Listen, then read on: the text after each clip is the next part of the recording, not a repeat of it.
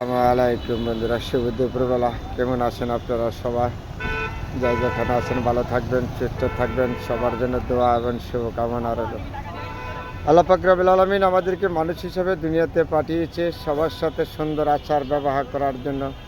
তারপরে কেন জানি আমরা মানুষের আচরণ ব্যবহার পরিবর্তন করতে পারি না, এটা আমাদের নিজেদের ব্যর্থতা। তারপরে আল্লাহ পাকের কাছে দোয়া করি, আল্লাহ যেন সবার মন মানসিকতা পরিবর্তন সুন্দরভাবে এগিয়ে যাওয়ার তৌফিক দান করে, আমিন।